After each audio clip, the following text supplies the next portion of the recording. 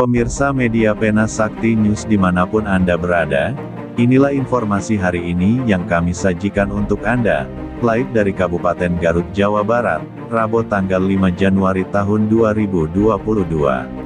4 petani berujung di meja hijau, Ketua Umum SPBUN memberikan penjelasan. Menindaklanjuti pemberitaan sebelumnya pada tanggal 20 Agustus tahun 2022 dan tanggal 30 September tahun 2022, tentang adanya dugaan penyerobotan dan pengrusakan lahan perkebunan PT PN 8 Cisaruni Cikajang Kabupaten Garut. Hal tersebut yang dilakukan oleh beberapa warga masyarakat, yang tergabung di 2 desa, yakni Desa Margamulya dan Desa Cikandang, Kecamatan Cikajang, Kabupaten Garut, yang berujung di meja hijau. 4 petani asal Cikajang, pada hari Rabu tanggal 4 Januari tahun 2023, sekitar pukul 14.00 WIB, kembali menjalani proses persidangan yang keempat, di Pengadilan Negeri Garut, yang beralamat di Jalan Merdeka nomor 123 Jayaraga, Kecamatan Tarogong Kidul Kabupaten Garut, diduga melakukan penyerobotan dan pengrusakan lahan perkebunan PT PN 8 Cisaruni Adi Sukmawadi, selaku Ketua Umum Serikat Pekerja Perkebunan Nusantara SPBUN 8 Cisaruni menyampaikan.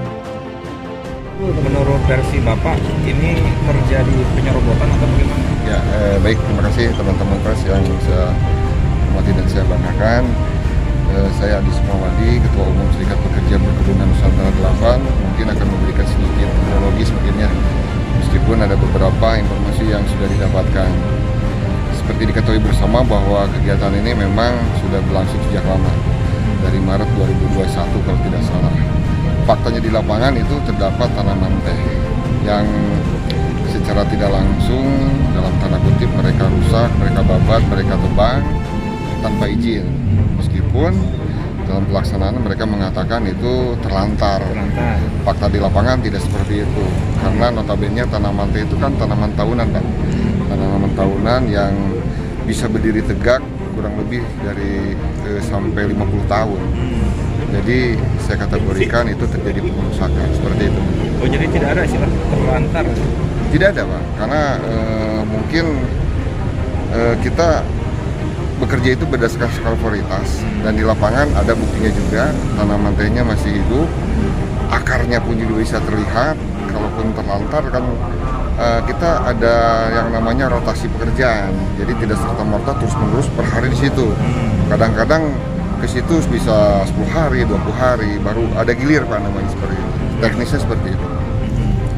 Kira-kira kerugian dari PT berapa?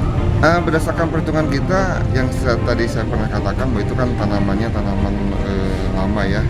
Dilihat dari visualnya, akarnya akar juga akar serabut seperti itu, kurang lebih 127 miliar pun juga itu perhitungannya kita ada, Pak. Jadi kita memang perhitungkan dengan nilai jual dan aset kita yang ada seperti itu. Luasnya, Pak? Luasnya laporan terakhir kurang lebih 60 hektaran gitu ya. Tadi pun pagi pun juga saya dapat informasi ada lagi kegiatan di sana seperti itu. Di daerah mana saja, Pak, yang dirusak? Daerah Gedong 1 ya, daerah Cisaruni seperti itu. Garut, Cikajang. Versi petani kan ada MD, ada pola kerjasama begitu, ini Oke. kekecewaan karena tidak di bagian program itu gitu. Apa PMDK? PMDK. Oh, memasukkan desa sekitar Garut. Sebetulnya itu kan ranah manajemen ya. Manajemen punya program untuk memberdayakan masyarakat sekitar ya. Dan tentunya berdasarkan pengajuan. Makanya ini kan tahapan-tahapan sudah kita pernah tempuh ya. Adanya musyawarah segala macam.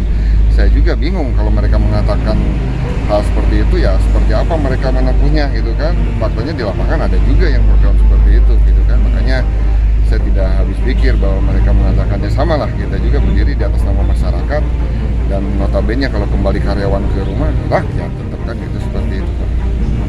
Pada awalnya ini ada enggak, Pak, bentuk perjanjian dengan masyarakat dari perusahaan, dari masyarakat gitu, untuk diperdayakan masyarakat di situ? Ada. Tentunya gini, maksudnya hal tersebut kita libatkan, Bu. Artinya kita libatkan. Ini kan bukan Cisaruni saja ya.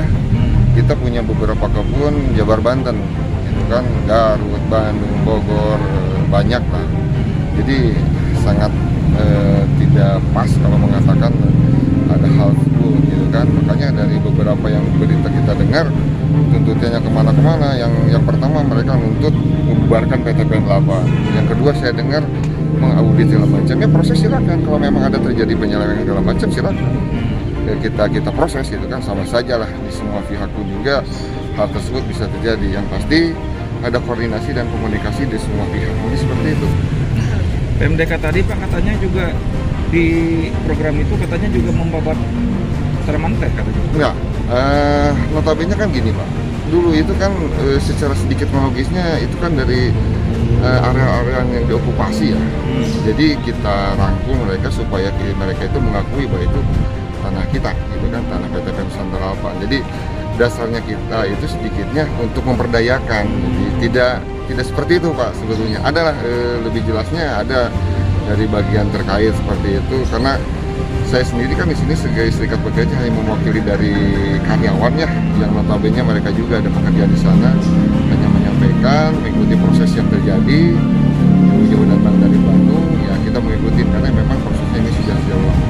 Jadi PMDK itu boleh membudidayakan selain teh gitu.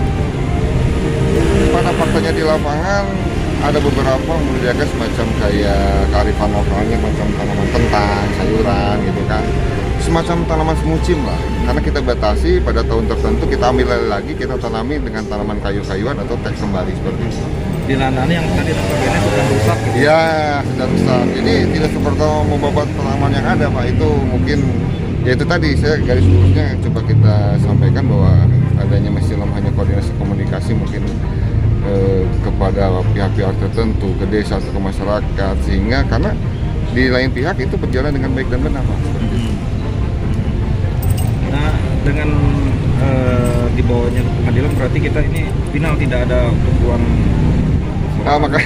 Makanya gini, sedikit saya konfirmasi, ini kan proses sudah lama ya. Kalau saya tidak pernah tidak mengikuti secara utuh lah. Ya. Karena saya laporan dari ketua unit ke ketua umum, makanya pada waktu bulan apa ya saya melakukan aksi itu kan mendukung pengadilan ya. Karena itu sudah matang gitu kan. Sudah matang karena turunannya ada di unit. Saya kan di pusat gitu kan di Bandung. Sudah sejauh mana? Karena udah beberapa kali kita melakukan mediasi beres besok dibawa lagi. Mediasi beres besok ditebang lagi.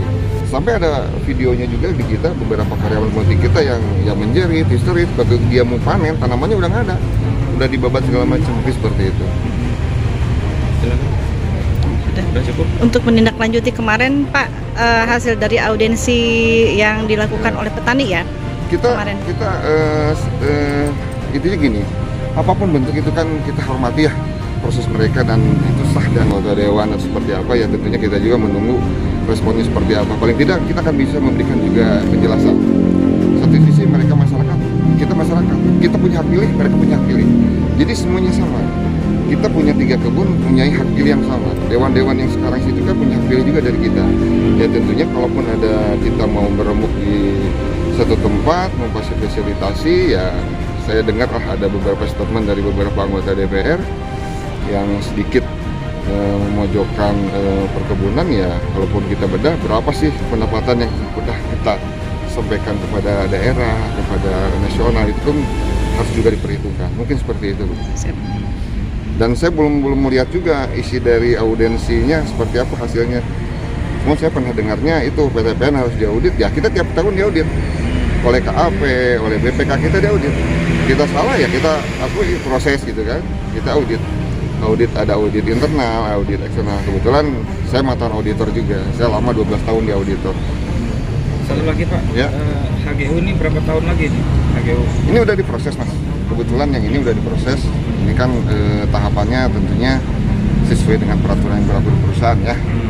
Tidak serta-merta kita juga yang namanya hak guna usaha sesuai dengan peruntukannya. Jadi tentunya kalaupun ada dalam tanda kutip mempelintir bahwa ini sudah habis, ya Mas kalaupun sudah punya motor tidak diisikan, tidak serta-merta kan motor Mas bisa diambil oleh si Mas ini, tidak serta-merta sama si Akang ini enggak. Tetap saja masih punya Mas meskipun itu tidak diperpanjang. Ya artinya kalaupun mau melakukan hal-hal yang dia bawa bendera atau apapun ya diproses secara sah dan secara hukum berada berlaku di negara kita seperti itu. Oh, jadi udah habis tapi diperpanjang lagi gitu? Iya, metodenya kan seperti itu. Udah habis perpanjang, sekarang berlaku lagi gitu kan. Ya sama gitu kan, kita tata kelolanya seperti itu.